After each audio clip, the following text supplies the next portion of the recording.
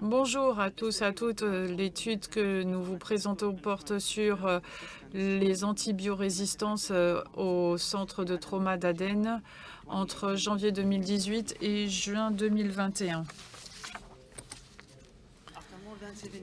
Après plus de 7 ans de guerre qui touche le Yémen, nous sommes confrontés à une crise sanitaire énorme. Le système sanitaire s'est effondré et quasiment 50% des installations sont détruites. Elles sont souvent non occupées et on a besoin de personnel qui a quitté le pays en fait. Le conflit a supposé qu'il y a des centaines de milliers de personnes déplacées à l'intérieur qui vivent dans des camps de réfugiés. Des centaines de civils sont blessés avec une absence de soins pour une grande partie de cette population. Les principales villes du Yémen où vivent ces populations qui ont besoin de soins sont à Aden. Et c'est là que nous avons un hôpital de traumato. En 2012, nous avons commencé un service de soins aigus pour traiter essentiellement les patients blessés par la guerre avec une montée en puissance de sa capacité. Et aujourd'hui, on a des soins intensifs de niveau 3, 8 services de consultation et puis des chambres d'isolement. Il y a aussi un laboratoire de microbiologie.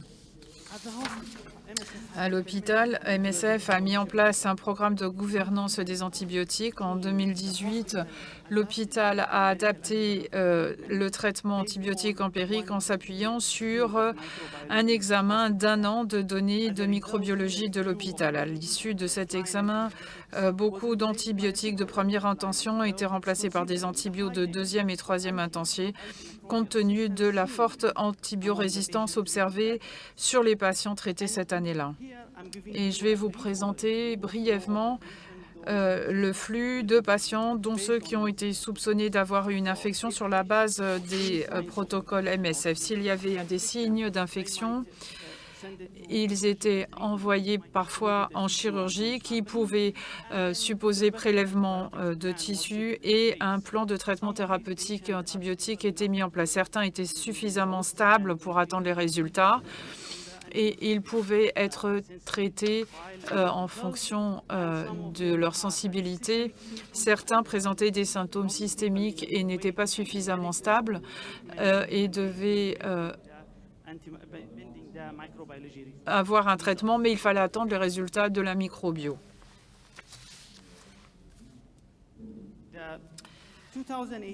En 2018, les recommandations ont été très utiles pour développer le traitement empirique en s'appuyant sur les ABR à partir de nos données. Mais il n'y avait pas de lien ou de lien direct entre les données des patients et les données de microbiologie pour corréler les différents types d'infections et les présentations cliniques des isolats et les types d'antibiorésistance.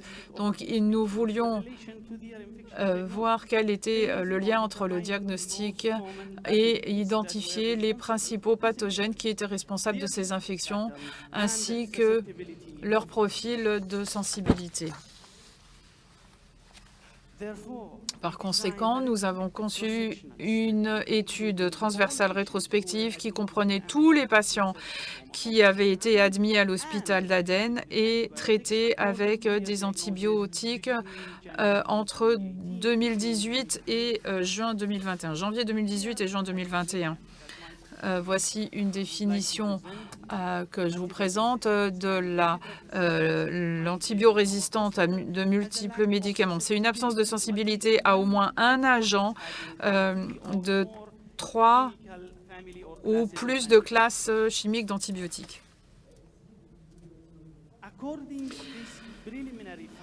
À partir des résultats préliminaires de l'étude, nous avons identifié 480 étudiants. La majorité étaient des hommes avec un âge moyen de 28 ans. Les principales causes d'admission, c'était des violences dues à des blessures par balle, avec des multiples blessures aux abdomens et aux membres inférieurs qui étaient les taux les plus élevés. Ces patients présentaient différents types d'infections. Au cours de leur hospitalisation, ils ont été traités pour un total de 591 infections. Une combinaison de tous les éléments traités ont été présentés avec des infections nosocomiales et d'autres infections qui étaient déjà présentes. Donc sur les cas 581 infections, c'était essentiellement des infections des tissus mous et de la peau, suivies d'ostéomyélite et d'infections intra-abdominales. 59% de ces cas d'infection étaient en fait des infections avec une résistance courante et 20% étaient en plus des infections associées à des infections sanguines. Et plus de la moitié de cette cohorte avait des infections avec multirésistance. Notre analyse a montré que ceux qui avaient des blessures pénétrantes avaient une probabilité plus élevée de résistance aux antibiotiques par opposition aux autres types de blessures. Alors, si l'on regarde pour les bactéries, les principales bactéries isolées pour ces infections, c'était le staph doré et l'Escherichia coli, alors que l'Escherichia coli était le plus présent pour les infections des tissus mous et le staphylocoque pour les cas d'ostéomyélite. De manière générale, il y avait des taux de résistance très élevés pour les bactéries les plus prévalentes. Par exemple, la résistance du staphylocoque doré à la méticilline représentait un pourcentage extrêmement élevé. Et puis, le SBL pour l'Escherichia coli représentait jusqu'à 83%. Et la majorité des hélicobactères présentaient aussi de fortes résistances et cela était une difficulté majeure. Si l'on regarde de plus près les tests, les antibiogrammes et que l'on regarde les sensibilités aux isolats, l'Escherichia coli avait une très faible sensibilité à la minopénicilline, à la céphalosporine, qui résulte en fait d'isolats importants. Et nous avions une faible sensibilité pour d'autres groupes comme le climotrazone et les aquilonol, et qui sont les principales options pour les traitements antibiotiques. Cela peut représenter une difficulté, notamment pour les infections liées à des blessures qui peuvent avoir des durées de traitement de 12 semaines, qui augmentent la durée de séjour d'hospitalisation. Et c'est une charge supplémentaire pour l'hôpital, surtout dans des contextes à faibles ressources, à faible revenu. Et pour le groupe amikacine, on semblerait qu'il y avait une sensibilité accrue. S'agissant le staphylocoque doré, une faible sensibilité à la céfoxytine, qui est le pourcentage de MRSA le plus élevé, mais une plus forte sensibilité aux autres antibiotiques comme la vancomycine. Pour les autres, la sensibilité était bonne avec certaines bactéries qui étaient sensibles à toutes les bactéries, sauf pour la colistine, qui n'est pas très favorable étant donné au risque d'effets secondaires importants.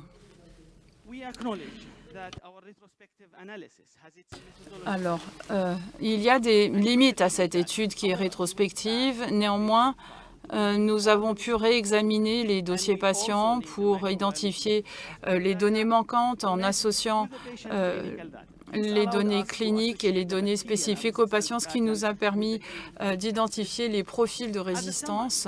Et en synthèse, je dirais que l'étude a montré des taux élevés d'infections multirésistantes surtout pour ceux qui présentaient des blessures pénétrantes, et 50% des patients avaient des signes d'infection dans les 2 premiers jours après l'admission et des infections multirésistantes.